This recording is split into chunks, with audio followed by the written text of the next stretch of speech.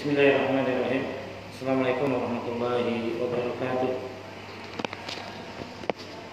Alhamdulillahirabbil alamin.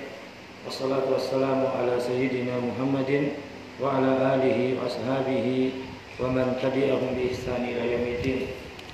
Asyhadu an la ilaha illallah wa asyhadu anna Muhammadar Rasulullah. Kaum muslimat yang dimuliakan Allah Subhanahu wa taala, alhamdulillah kita bersyukur kepada Allah Subhanahu wa taala di hari yang mulia ini, hari Jumat di bulan Zulqa'dah, kita bisa berkumpul di Masjid Ar-Rahmah ini untuk sama-sama mengadakan pengajian agama.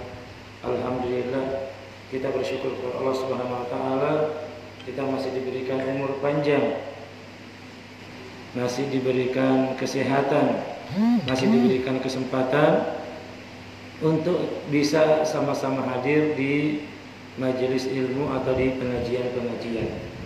Ibu-ibu yang dimuliakan Allah Subhanahu wa taala, satu hal yang kita pahami apabila kita membaca Al-Qur'anul Karim, akan kita dapati bagaimana banyak kisah-kisah yang terdapat di dalam Al-Qur'an. Jadi ibu-ibu yang hadir di tempat ini pasti mengetahui bahwa di sana banyak kisah-kisah di dalam Al-Quran yang Allah sebutkan. Bahkan Allah Subhanahu wa taala memerintahkan Nabi kita Muhammad SAW untuk menceritakan kisah itu. Contohnya dalam surah Al-A'raf. Dalam surah Al-A'raf, surah yang ke-7 ayat 176, Allah Subhanahu wa taala berfirman, memerintahkan Nabi kita Muhammad SAW, "Faqsusil qasasa la'allahum yatafakkarun." Maka faqsusil qasasa, wahai Muhammad, faqsusil qasasa, ceritakan kisah-kisah yang ada di dalam Al-Qur'an kepada umatmu. Apa gunanya? La'allahum yatafakkarun, supaya mereka menjadi orang-orang yang berpikir. Surah Al-A'raf ayat 176. Ini perintah kepada Nabi kita Muhammad SAW untuk menceritakan kisah-kisah yang terdapat di dalam Al-Quranul Karim. Tentunya kita yang setelahnya sudah memahami istilah Al-Qalam, bagaimana beral-Qur'ani, maka paham memahami ini, bagaimana kisah-kisah yang ada dalam Al-Quran ini. Kemudian ini tentang perintah agar Nabi kita menceritakan kisah-kisah dalam Al-Quran. Jika kita baca dalam surah Yusuf, di dalam surah Yusuf ayat 111, dalam ayat surah Yusuf ayat 111, Allah Subhanahu wa taala berfirman, "Laqad kana fi qasasihim", sungguh dalam kisah-kisah mereka, kisah-kisah para nabi, kisah-kisah orang-orang soleh, kisah-kisah yang terdapat di dalam Al-Quran. Apa yang terdapat di dalamnya? Ibratun liulil albab, ada pelajaran liulil albab, bagi orang-orang pintar, orang-orang yang mempunyai akal. Maka dua ayat ini, faqsusil qasasa la'allahum yatafakkarun, surah Al-A'raf ayat 176, kemudian laqad kana fi qasasihim ibratun liulil albab, surah Yusuf ayat 111, dan banyak ayat yang lain perintah untuk menceritakan kisah ini. Maka pada kesempatan kali ini kita akan bercerita tentang kisah yang sangat menarik dalam Al-Quran. Maka mungkin kita akan melihat ketika berbicara kisah-kisah dalam Al-Quran, banyak sekali kisah akan kita dapati. Bagaimana kisah yang pertama disebutkan dalam Al-Quran? Saya tanya ibu, di dalam mushaf kita, kisah Nabi siapa yang pertama disebutkan? Nah, penghafal Quran, ayo langsung.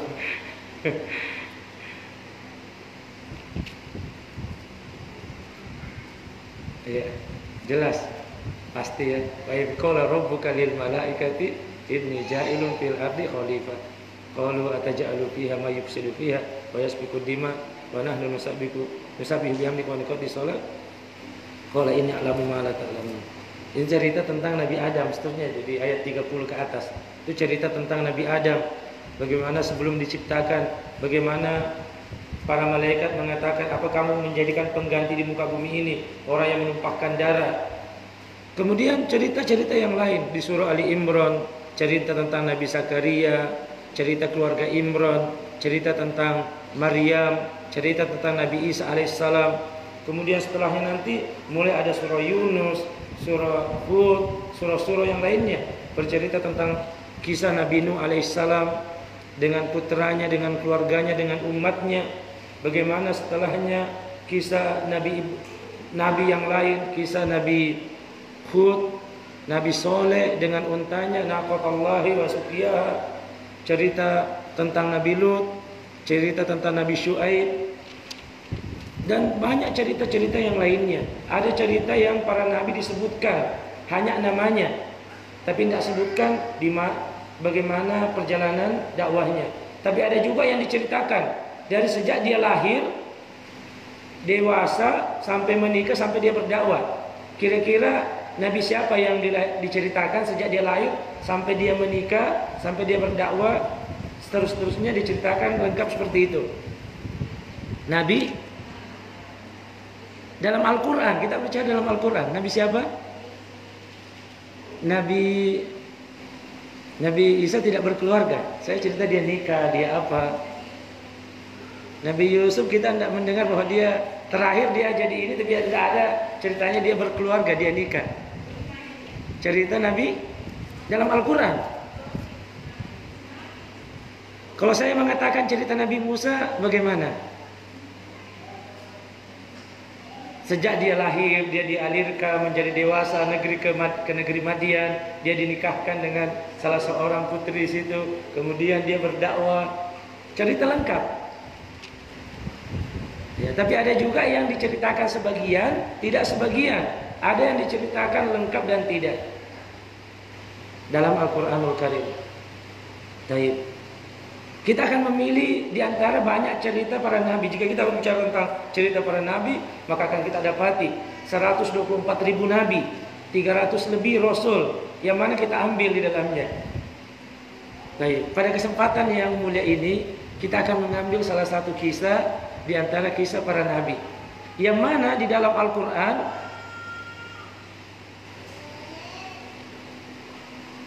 ada 2 ayat di dalam Al-Quranul Karim yang menyebutkan sebagai uswatun hasanah.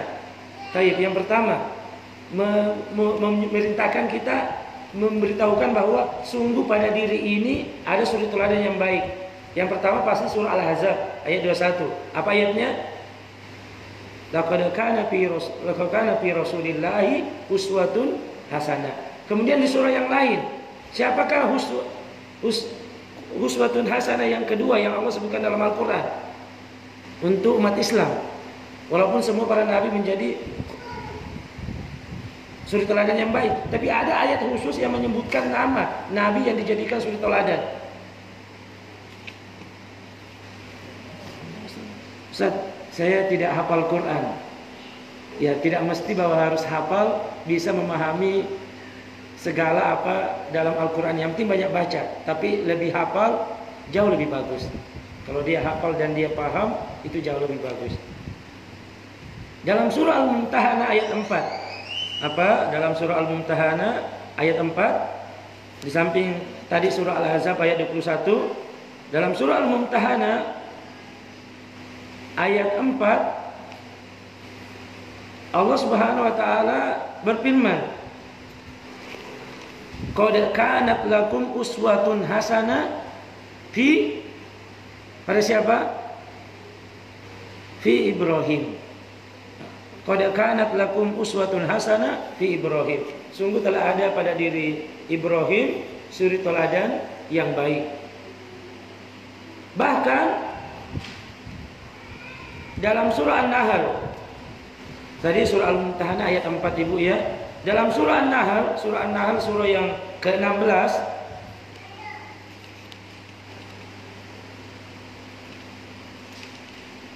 Allah Subhanahu wa taala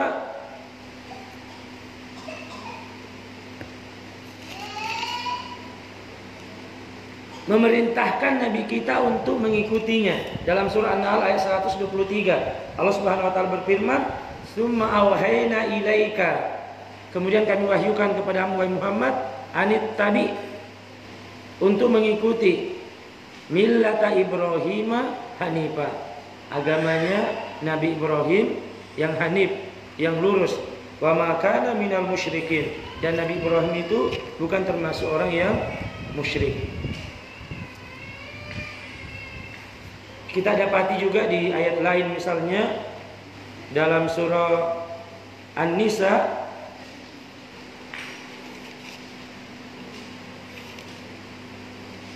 dan surah-surah yang lainnya, perintah untuk mengikuti agamanya Nabi Ibrahim. Bahkan ibu-ibu, ada apa gerangan? Kenapa di dalam Al-Quran diperintahkan tadi dalam surah Al-Mumtahanah ayat 4, perintahkan sebagai uswatun hasanah. Dalam surah An-Nahl surah An-Nahl juga disebutkan, "Tsumma auhayna ilaika anittabi millata Ibrahim." Bahkan di dalam kita sholat, tidak sah sholat kita apabila kita tidak membaca sholawat ini. Apa sholawat? Allahumma sholli ala Muhammad wa ala ali Muhammad kama shollaita ala Ibrahim wa ala ali Ibrahim wa barik ala Muhammad wa ala ali Muhammad kama barakta ala Ibrahim wa ala ali Ibrahim. Sampai-sampai dalam sholat pun diperintahkan kita untuk menyambungkan nama Nabi kita Muhammad SAW dan keluarganya, dan nama Nabi Ibrahim alaihissalam dan keluarganya. Ada apa gerangan? Kenapa demikian? Kenapa ini sangat mulia? Padahal para nabi sangat banyak. Kenapa yang kita diperintahkan untuk lebih khusus anittabi millata Ibrahim hanifah? Sungguh pada uswatun hasanah fi Ibrahim. Maka ini menjadi pertanyaan besar bagi seseorang. Maka pada kesempatan kali ini kita akan mempelajari hal itu. Ada apa? Kenapa sampai-sampai nama Nabi Ibrahim alaihissalam diperintahkan dalam Al-Quran untuk mengikutinya, bahkan disandingkan di dalam doa tasyahud kita. Apa yang menyebabkan namanya demikian tinggi? Beliau sudah meninggal ribuan tahun yang lalu, tapi apa yang menyebutkan namanya sampai sekarang terus dikenang? Bahkan diperintahkan untuk mengikuti langkahnya dan menjadikan beliau SAW sebagai suri toladan.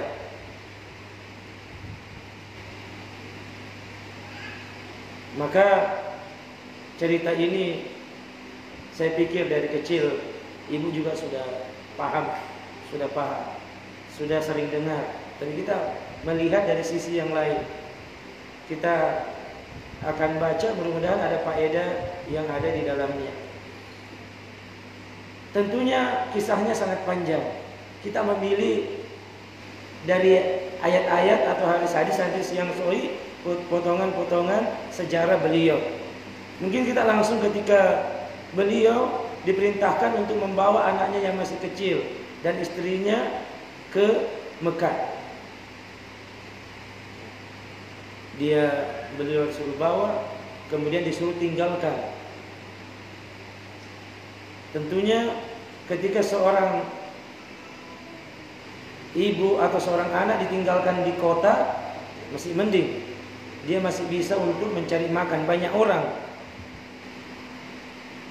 dia bisa beli atau dia bisa minta, dia bisa kerja. Tidak ada yang menafkahi saya bisa kerja. Tapi ini ketika ditinggalkan di padang tandus, tidak ada orang, belum ada kelihatan sumber air, ditinggal di sana. Padahal ini adalah istri yang dicintainya, istri yang telah memberikan dia anak. Karena waktu itu Sarah belum memiliki anak. Istri pertama beliau belum memiliki anak, maka diberikanlah. Makanya Siti Hajar dia bisa memberikan anak. Baru punya anak, bisa melahirkan, ternyata disuruh dipisahkan, tinggalkan di sana.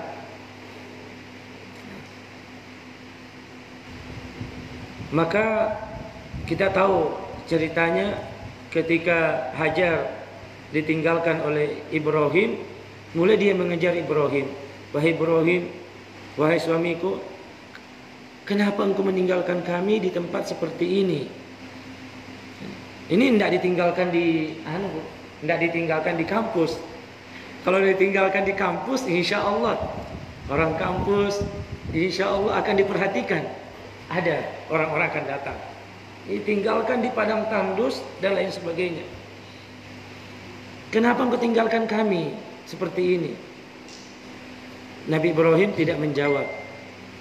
Tetapi dia ganti pertanyaannya. Wahai Ibrahim, apakah Allah yang memerintahkan engkau untuk meninggalkan kami di sini? Maka dia mengatakan, "Na'am, iya, Allah yang memerintahkan." Maka jika Allah yang memerintahkan, maka Allah tidak akan menyanyiakan kami. Ini lahir dari tauhid, Ibu. Orang-orang apabila dia berjuang untuk Allah, intan surullaha yansurkum wa yusabbit aqdamakum. Jika orang dia berjuang di jalan Allah, dia melaksanakan petunjuk Allah, yansurkum, Allah akan menolong kalian, wa yusabbit aqdamakum, dan akan menguatkan langkah-langkah kalian. Ini ucapan wanita bertauhid yang dididik oleh suami yang bertauhid. Ini panjang ceritanya kalau kita mau ambil hikmah dalamnya, Bu. Tapi saya tidak fokus ke sana. Kita fokus ke cerita yang lain ini.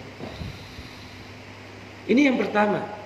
Dia tinggalkan anak yang paling dia selama ini dia cari, istri yang selama ini dia sayang, yang memberikan dia anak, dia tinggalkan demi perintah Allah.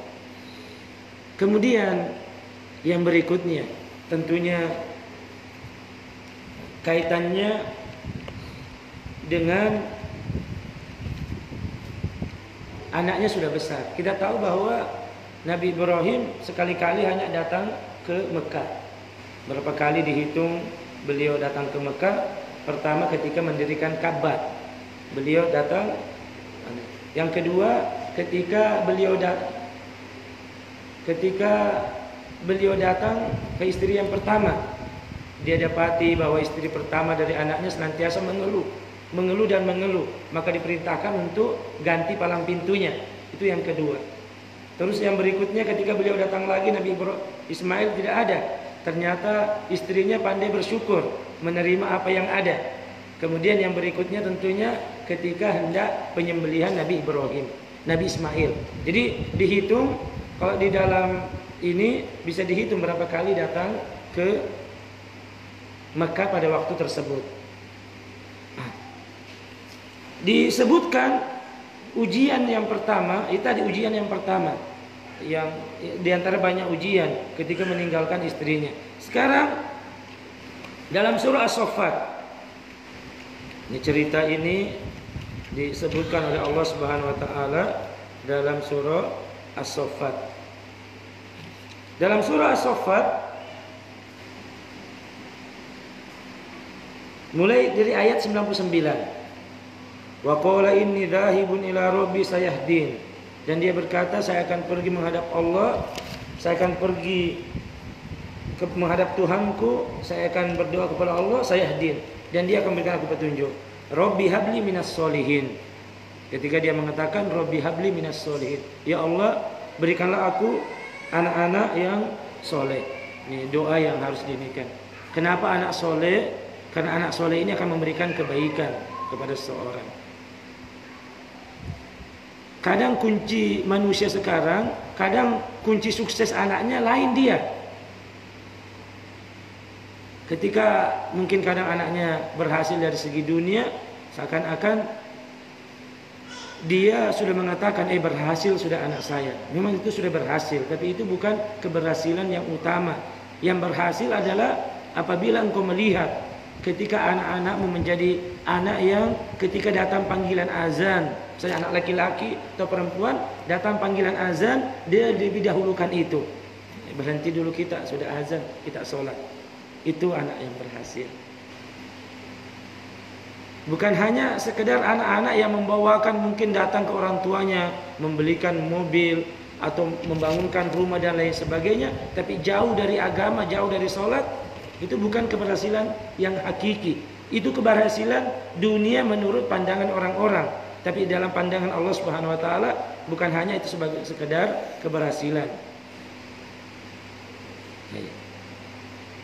Maka dia minta, Rabbi habli minas sholihin, fabasyarnahu bigulamin halim. Maka kami berikan dia dengan kabar gembira, anak yang halim, anak yang amat sabar. Kemudian falamma balagha ma'us sa'ya, ketika anak itu sampai umur yang sanggup berusaha bersama-sama Ibrahim. Nah, ini anaknya sudah besar, sanggup berusaha. Ibu-ibu, apa yang paling kita senang ketika anak kita sudah disuruh, nak pergi dulu ini. Oh iya, ibu, biar saya yang bonceng bu, mau kemana?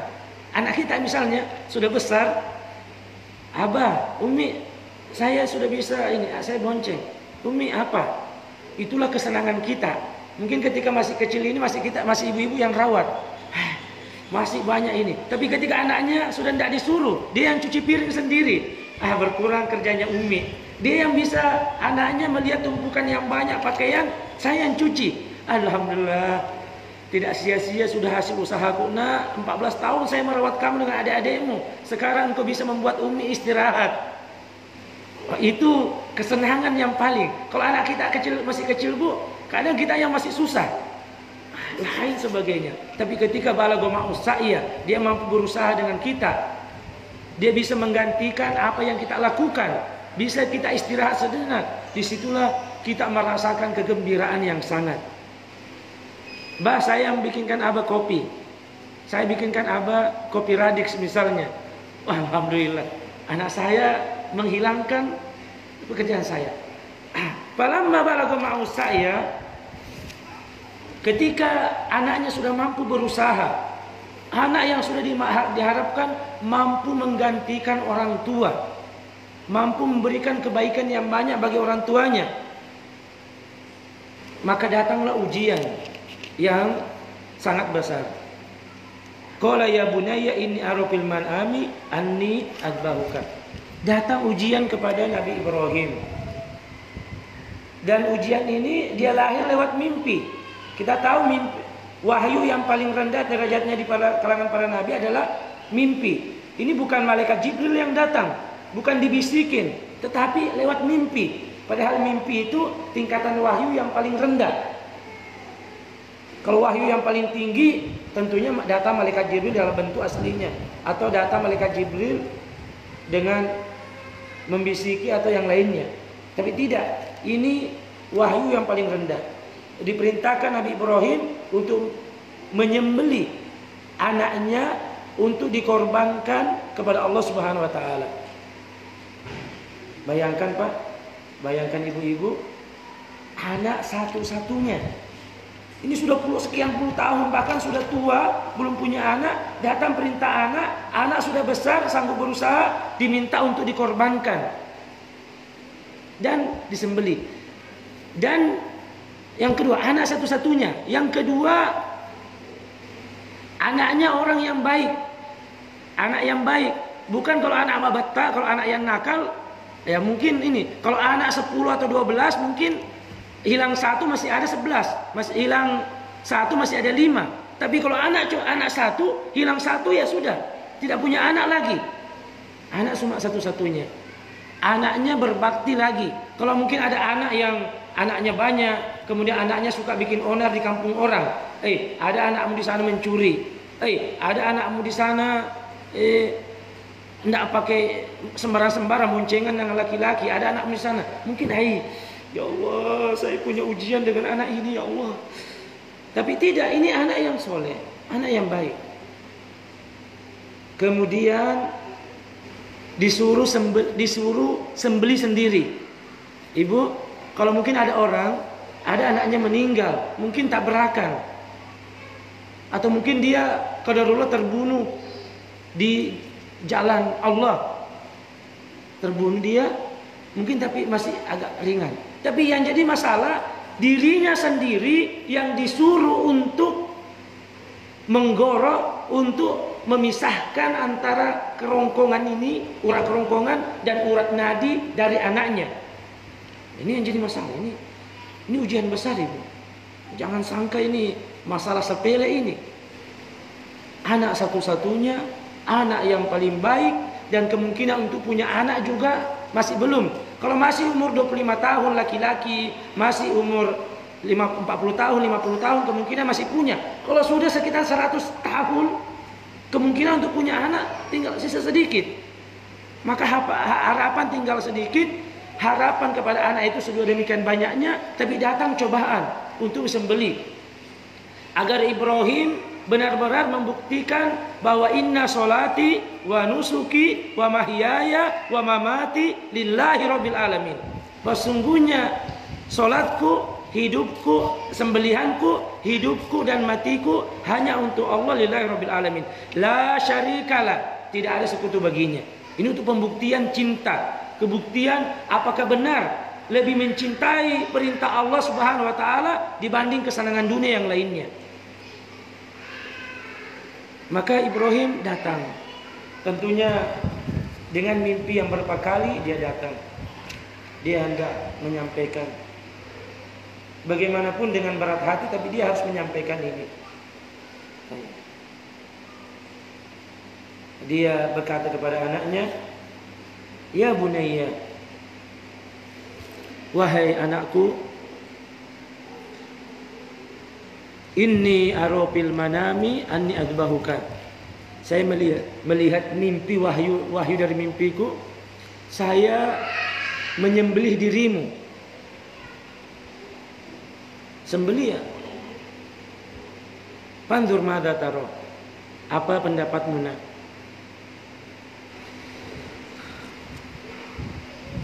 Nyawanya, anak muda, dia masih belum lagi menikmati masa tua. Seandainya umur 80 tahun dia bilang, saya sembelih kamu, mungkin saya sudah lama saya hidup sudah. Ini masih muda, Ibu. Kita ajak begini, masih mengharap hidup panjang karena masih banyak yang kita mau lakukan. Ini anak muda diminta untuk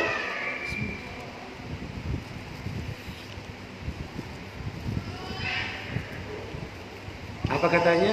Ya abati if'al ma tu'maru. Wahai bapakku, if'al ma tu'maru, satajidun insyaallah minas sabirin. Kamu akan mendapati aku orang-orang yang sabar. Apa jawab anaknya? Nyawanya. Di saat-saat ini, Ibu, kadang orang tua minta, anaknya uangnya banyak, minta aja uang. Nah, ibu ini butuh ini, nak. Ibu butuh uang sekian, nak. Saya mau bayar ini. Banyak juga anuku, banyak juga yang saya membutuhkan. Padahal hartanya. Ini yang Ibrahim minta kepada Ismail, nyawanya. Yang otomatis kalau nyawanya hilang, dunianya hilang. Kalau kita hanya mungkin diminta 2 juta, 3 juta, hilang itu, kita masih berusaha. Belum rumah, belum apa. Yang diminta oleh bapaknya bukan harta bendanya Ismail, bukan kuda-kuda, bukan onta-ontanya, bukan yang lainnya, tapi yang diminta nyawanya. Tapi dia mengatakan, ya abati if'al ma tu'maru. Wahai bapakku, kerjakan apa yang Allah perintahkan kepadamu, satajiduni insyaallah minas sabirin. Engkau akan mendapati aku orang yang sabar. Ya Allah, apabila ini datangnya dari Allah, saya siap. Bukankah saya hidup ini untuk Allah?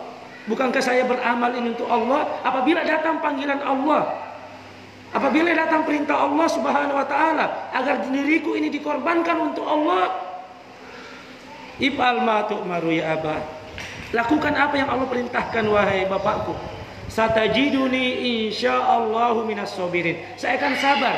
Jangankan harta benda, nyawa ini saya sudah korbankan untuk Allah Subhanahu wa taala. Inna sholati wa nusuki wa mahyaya wa mamati lillahi rabbil alamin. Allahu akbar. Ini ucapan Ismail. Kemudian di cerita selanjutnya Allah sebutkan,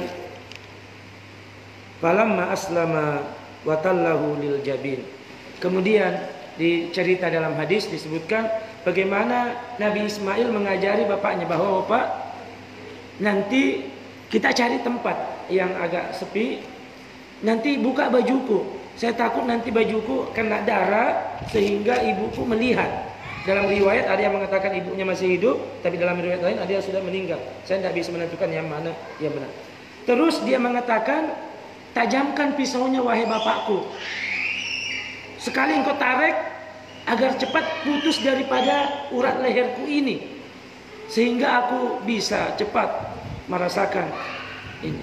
Jangan sampai lama, jangan sampai sakit sehingga menghalangi engkau untuk mengorbankan diriku. Sembelih. Maka ditajamkan pisau. Watahul laul jaban.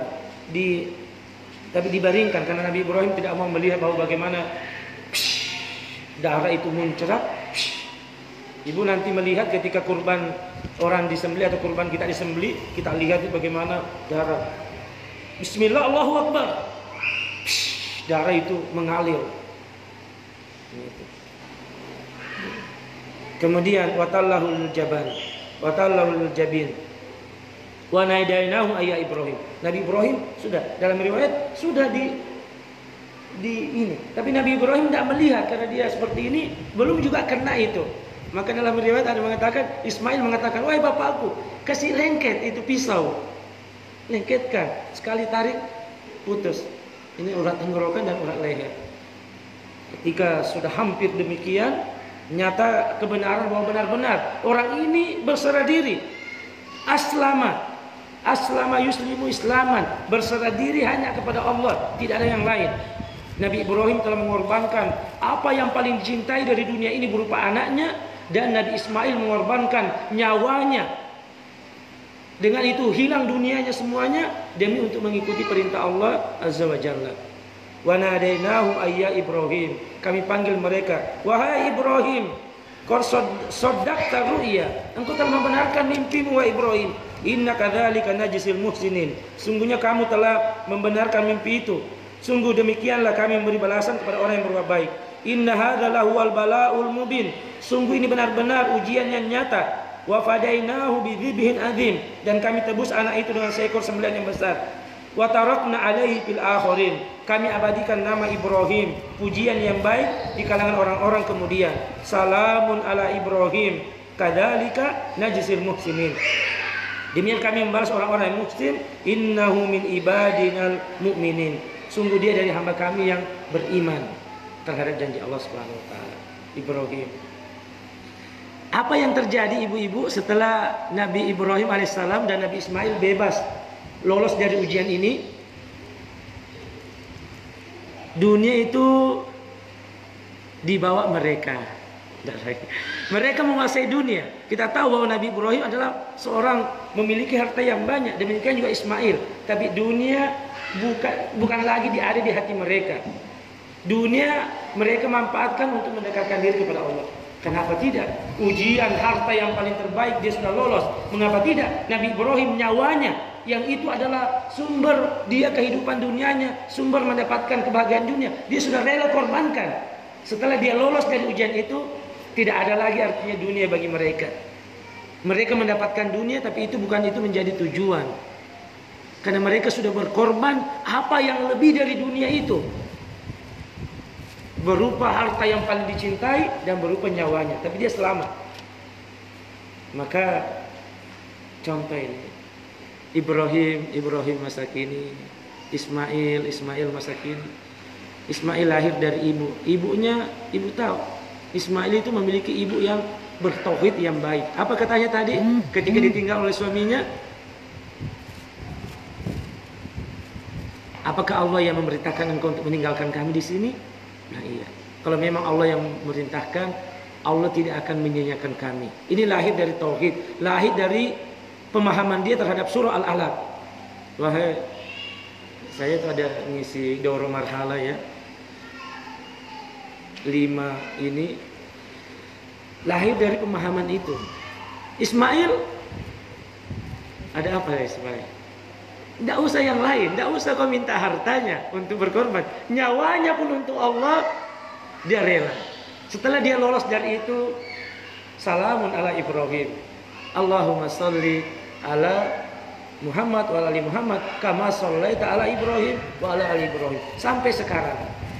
Maka ibu-ibu yang Allah Subhanahu wa taala, Nabi kita Muhammad SAW karena diperintahkan summa auhayna ilaika an tabi' millata Ibrahim hanifa, maka untuk mengenang peristiwa ini maka datang perintah Allah Subhanahu wa taala, inna atainaka al-kautsar, kami sudah memberikan kamu nikmat yang banyak, fasholli li rabbika wanhar, salatlah karena Tuhanmu dan wanhar, berkurbanlah. Ibu-ibu yang dimaksud Allah Subhanahu wa taala, nahar itu biasanya dipakai untuk onta. Kalau untuk sapi atau kambing namanya zabuhun. Sapi zabuhun, sembelih, zabuhun. Kalau untuk onta nahar. Kenapa Allah Subhanahu wa taala menyebutkan wanhar, bukan fasholli rabbika wadhbah? Padahal mungkin paling banyak orang bisanya kambing saja, jarang yang bisa sapi, apalagi kalau onta. Kenapa pilihnya wanhar? Ada ulama menafsirkan bahwa di sini diperintahkan ketika seorang berbuat baik, sebisa mungkin memberikan kualitas yang terbaik. Sholat dengan kualitas yang terbaik, pengajian dengan pengajian yang terbaik, kualitasnya terbaik, memberikan ceramah dengan kualitas yang terbaik, berkurban pun dengan kualitas yang terbaik, datang sholat Jumat pun bapak-bapak dengan kualitas terbaik. Orang yang datang di waktu pertama berkurban apa ibu? Seakan-akan berkurban onta. Datang di waktu yang kedua seakan-akan berkurban kambing. Datang di waktu ketiga seakan-akan berkurban kedua seakan-akan sapi. Ketiga kambing. Keempat ayam, telur dan sebagainya. Artinya fasholli li rabbika wanhar, maksudnya ketika engkau melakukan kebaikan sebisa mungkin yang terbaik. Jangan yang asal-asalan. Ngaji asal-asalan, belajar asal-asalan, zikir asal-asalan, ngajar asal-asalan. Tidak. Tunjukkan yang terbaik yang engkau bisa miliki di dalam berkarya, di dalam melakukan kebaikan-kebaikan. Fasholli li rabbika wanhar. Maka Nabi kita Muhammad SAW dalam hadis lain sebutkan, aqwaman nabi bil madinati asyra sinin yudohi. Nabi kita Muhammad SAW 10 tahun di Madinah beliau senantiasa berkurban. Kadang beliau berkurban dengan kambing. Bahkan dalam riwayat terakhir ketika beliau pergi haji wada, beliau berkurban dengan 100 ekor onta. 100 ekor onta, apabila satu onta harganya 40, maka 4 miliar. Beliau berkurban, dagingnya dibagi-bagikan kepada kaum muslimin, orang-orang fakir dan yang membutuhkan. Itu Nabi kita Muhammad SAW. Kemudian ibu-ibu yang Allah Subhanahu wa taala, ada cerita tentang kurban ini. Sebelumnya ada hadis Nabi mengatakan, man kana lahu sa'atun wa lam yudohi fala yaqurbanna musallana. Barang siapa dia punya kemampuan, punya uang, tapi dia tidak berkurban, jangan dekati tempat sholat kami. Kalau punya kemampuan, Ustaz, tidak ada uangku saat ini. Iya. Tapi banyak ke cincinnya ibu di rumah. Ada 10 itu Ustaz. Baru cedi. Jual 1 berkurban.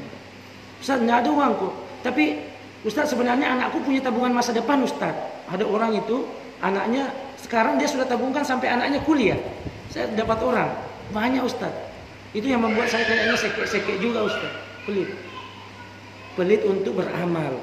Dia mampu, dia punya uang. Ustaz, saya tidak bisa. Kenapa kamu tidak menabung? Coba 1 tahun, engkau tabung 5.000 misalnya. Kalau tidak bisa tiap tahun, 5.000 tiap hari untuk bisa berkurban misalnya. Atau 1.000 lah. Sampai datang masanya 1.000 itu berapa ribu tahun, berapa ribu hari. Kamu buka bisa sampai, kamu bisa berkurban. Jiwamu yang membuat dirimu merasa miskin, sehingga engkau tidak mau untuk melakukan hal tersebut. Kalau orang yang punya, berkurban. Kalau punya uang, kurban. Insya Allah. Ada seorang bertanya, Ustaz, harga-harga. Ya Imam, sekarang harga-harga naik. Harga-harga barang naik. Apa kata imam tersebut? Allah yang memberikan engkau rezeki ketika barang-barang masih stabil. Itu pula Allah yang akan memberikan engkau rezeki ketika harga-harga naik. Lahir dari tauhid, pemahaman surah Al-Alaq, Iqra bismi rabbikal ladzi khalaq, tentang tauhidullah.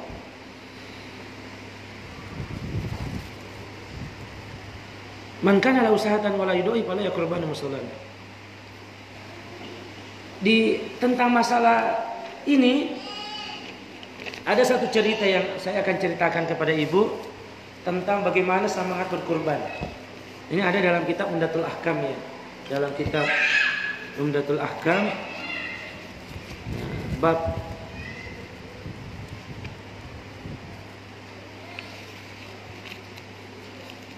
Al-Bara bin Azib. Al-Bara bin Azib berceritakan bahwa ketika selesai sholat Rasul berkhutbah kepada para sahabat. Beliau bersabda, "Man shalla sholatana wa nasaka nusukana faqad asaba nusuk." Barang siapa yang dia berkurban, sholat bersama kami dan dia berkurban bersama kami, berkurbannya setelah sholat, maka sungguh telah benar kurbannya.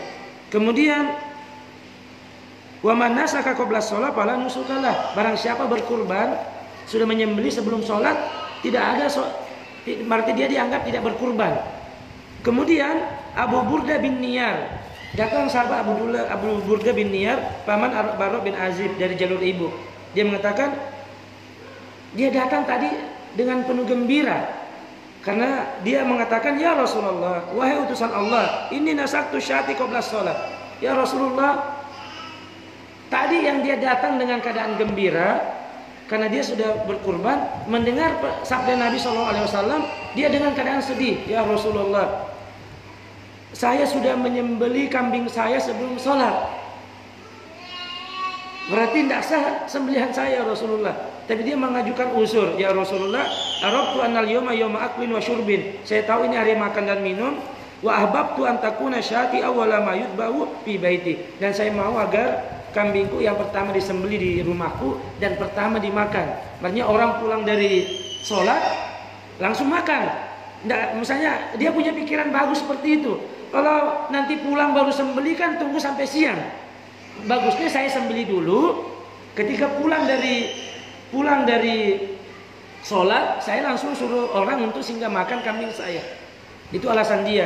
Maka dia katakan, "Syatu ka syatu lahmin." Maka Nabi mengatakan, wahai sahabat Abu Burda bin Niyar, sembelihanmu itu sembelihan biasa. Maka sedihlah Abu Burda bin Niyar. Dia tidak bisa berkurban. Ternyata dia sudah berkurban, tidak sah kurbannya. Maka hatinya sedih. Dia mulai cari-cari apa yang bisa dia kurbankan. Otaknya mulai berpikir. Ternyata akhirnya dia dapat. Dia ingat bahwa di rumahnya ada kambing. Biri-biri tapi belum 1 tahun, baru 6 bulan. Padahal dia tahu kambing untuk bisa dikorbankan itu adalah 1 tahun. Maka mulai beliau sahabat minta kepada Rasul SAW sambil dalam keadaan sedih agar bisa diizinkan berkurban. Dia mengatakan, "Ya Rasulullah, wahai utusan Allah, fa inni indana anakun lana jaz'atun ihabu ilaina min syatain."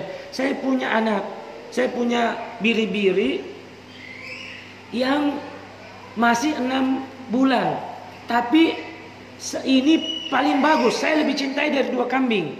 Ini beliau mengatakan itu agar diizinkan berkurban. Karena dia tahu kalau masih 6 bulan belum bisa.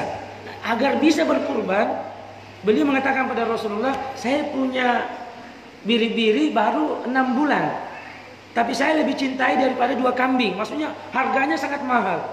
"Ya Rasulullah, dengan harapan diizinkan berkurban." Maka apa tuh jizi'anni? Apakah boleh saya berkurban dengan biri-biri itu? Qala na'am. Kalau begitu kurbanlah. Walan tajzi'an ahadin ba'dak, tapi tidak izinkan orang setelahmu. Ini semangatnya beliau untuk berkurban. Sampai-sampai pun beliau membujuk Rasul SAW, kalau bisa kambingnya yang biri-birinya baru 6 bulan, bolehlah untuk kurban, karena saya mau berkurban. Maka itu semangat beliau. Ini perjuangan. Itu cerita yang ada tentang kurban, ibu ya. Sekarang di mana manusia?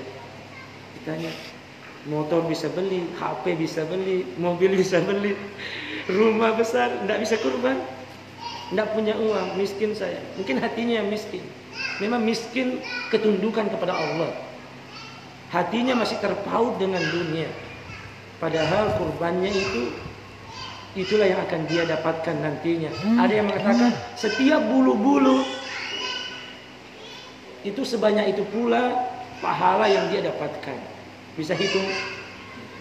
Ada yang mengatakan demikian, walaupun ada yang mengatakan hadisnya lemah, tapi ada yang menguatkan bahwa setiap itu yang dia dapatkan.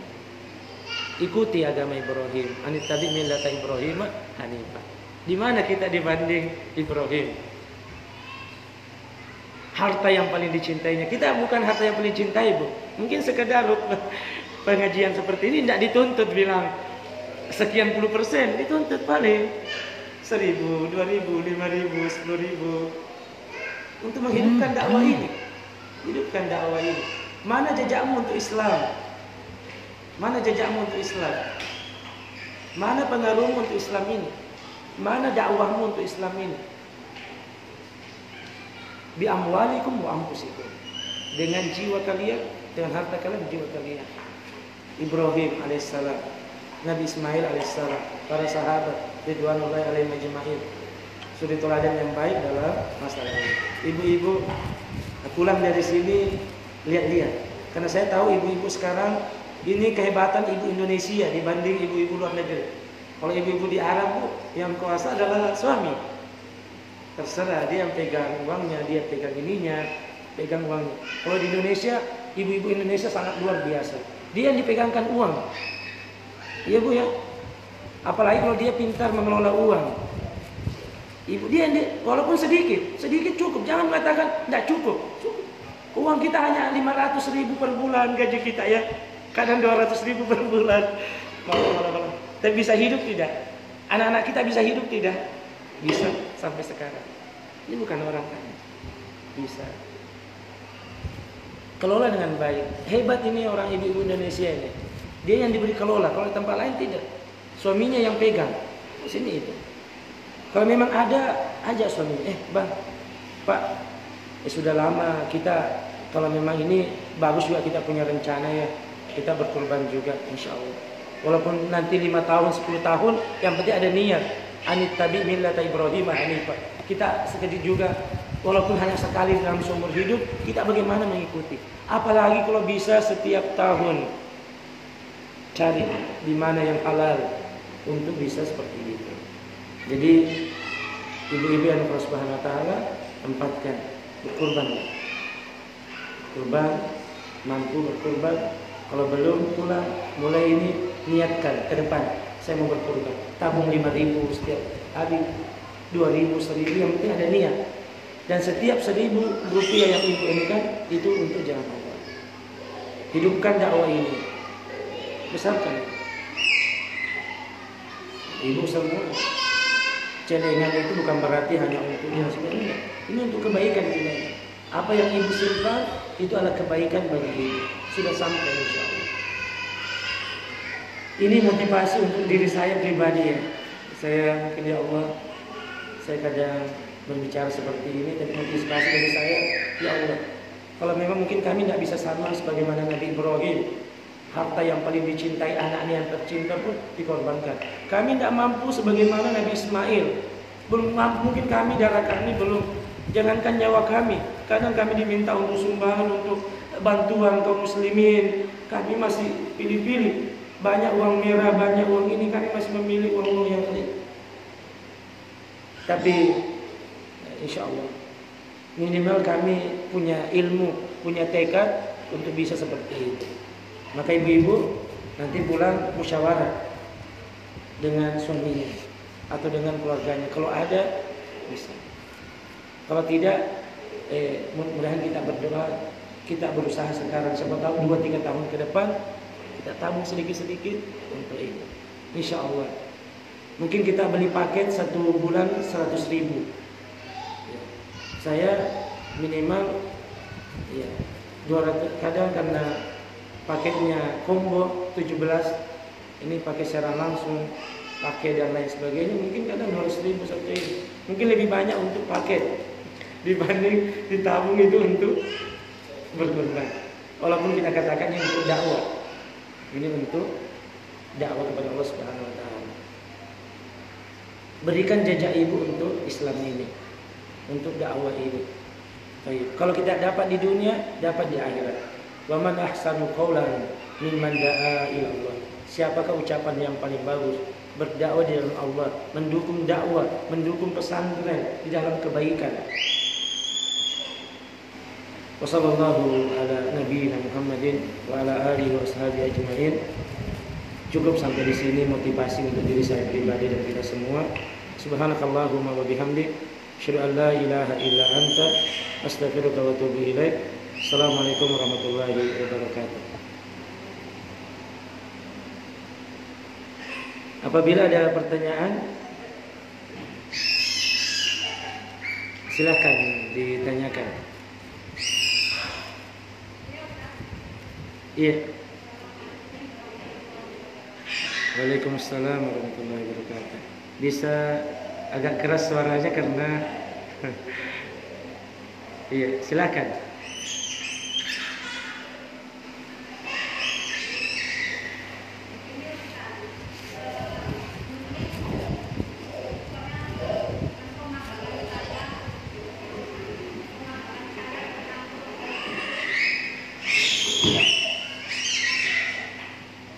Ya, tidak apa-apa, anak-anak memang begitu.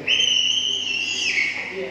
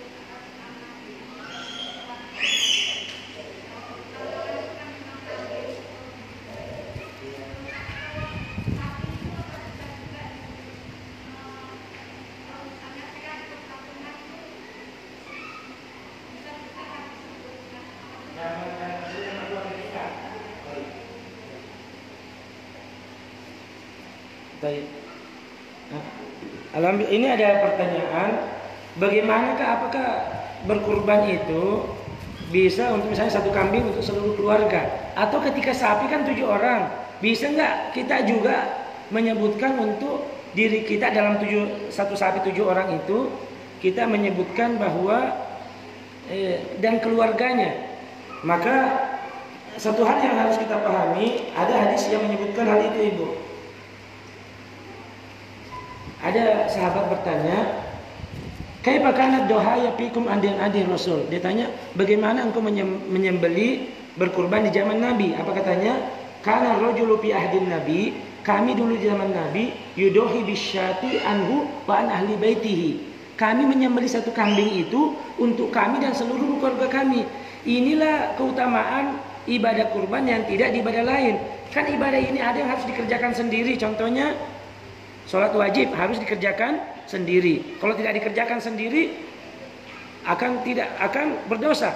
Ada yang hanya apabila yang lain mengerjakan, yang lain gugur. Contohnya fardu kifayah. Kan tidak semuanya harus mensolatkan. Tapi kalau satu sudah mensolatkan berarti gugur kewajiban yang lainnya. Sama juga dengan amalan. Ada satu yang mengerjakan tapi boleh yang lain ikut. Maka diantaranya adalah kurban. Maka ketika menyebutkan misalnya Allahumma minka walaka. Saya menyebutkan saya ada kambing yang saya sembeli ini. Ya Allah, dari engkau dan aku. Dari engkau dan untuk engkau ya Rasulullah. Allahumma taqabbal min Bu Rasyidah wa ahliha. Terimalah kurban dari Ibu Rasyidah dan seluruh keluarganya. Baik yang sudah masih hidup maupun yang sudah meninggal. Itu sampai.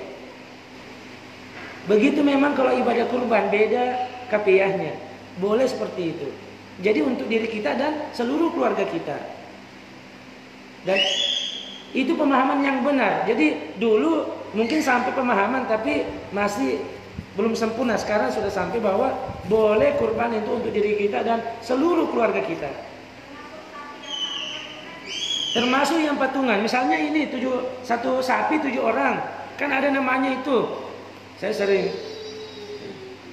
sering juga motong, sering dipanggil di atas. Panggil motong sapi itu.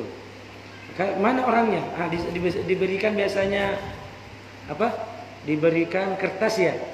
Misalnya ini bin ini dan keluarganya. Saya mengatakan misalnya Allahumma taqabbal min Harmin bin Papa wa ahlihi. Misalnya Allahumma taqabbal min Mulyati binti Sabaruddin wa ahliha. Disebutkan begitu yang 7 itu akan sampai. Nanti pertanyaan mana yang lebih bagus berkurban? Yang pertama pasti onta. Fasol li rabbika wanhar. Mungkin di Indonesia tidak ada onta. Kemudian sapi. Satu-satu orang Bu ya. Kemudian kambing. Ayam bisa nggak dikorbankan? Enggak. Lembu, kerbau bisa, dia sejenis sapi. Kuda enggak bisa, kuda enggak masuk. Ustaz saya enggak, ya tahu. Nah, setelah itu kalau 7 bisa masuk. Kemudian yang mana lebih utama? 1 ekor kambing atau bersatu dalam 7 orang, 1 ekor sapi 7 orang. Kalau dari segi keutamaan lebih utama 1 ekor kambing karena 1 nyawa dibanding bersatu dalam 1 sapi 7 orang. Tapi kalau mungkin orangnya tidak ada yang makan kambing di sini Ustaz, maka dari segi kemanfaatan jelas sapi lebih bermanfaat apabila 7 orang dalam 1 sapi. Tapi kalau mau lebih utama ya mana lebih banyak pahalanya? 1 kambing dia sendirian, katanya yang ada para ulama mengatakan lebih berpahala, banyak pahalanya dibanding 1 sapi 7 orang. Tapi lihat aja Bu beri manfaatnya. Kalau memang tidak bisa juga makan kambing, padahal kambing itu sangat baik apabila diolah dengan baik, insya Allah itu pemahaman.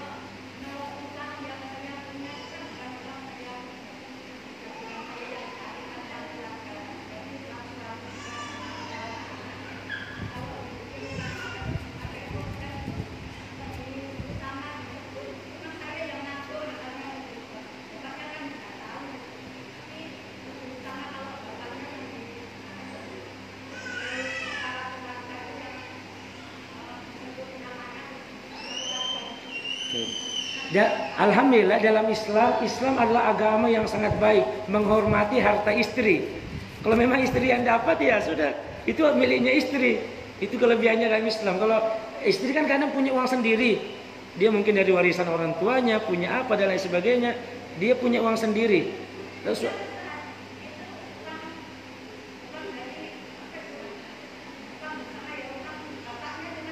oh iya, insya Allah apabila bapaknya sudah disebut seluruh anak dan istrinya iya. Kan tidak mungkin dia bisa tersimpan kalau istrinya tidak bantu. Dan tidak mungkin dia bisa berkurban kalau istrinya tidak mendukung. Dek saya mau berkurban. Berkurban saya ini banyak perlu. Tapi kalau istrinya bilang iya kita berkurban, sudah ada uang kita, insya Allah atas nama bapaknya, ibu dan anaknya semuanya dapat. Itu yang diajarkan oleh Nabi kita Muhammad SAW. Masya Allah. Tapi kalau atas nama ibu tidak masalah karena ibu dan seluruh keluarganya, keluarga terdekat ya suami, setelah itu anak, orang tua juga ikut, bapak dan ibu boleh ikut. Jadi boleh ibu, insya Allah. Iya, semoga Allah memberikan kebaikan bagi kita semua. Itu pemahaman yang benar. Memang ada pemahaman itu, tapi yang paling benar berdasarkan hadis Nabi SAW itu insya Allah. Alhamdulillah. Jadi insya Allah Bu ya, mudahan apalagi di saat ini orang banyak butuh Bu, saat corona seperti ini banyak orang yang tidak bisa untuk sekedar beli-beli ini daging dan lain sebagainya. Dengan ibu ada yang berkorban memberikan kepada yang lain, ikut membantu dalam kebaikan. Baik. Wassallallahu ala nabiyyina Muhammadin wa ala alihi washabihi ajmain. Subhanakallahumma wa bihamdik, asyhadu an la ilaha illa anta, astaghfiruka wa atubu ilaik. Assalamualaikum warahmatullahi wabarakatuh.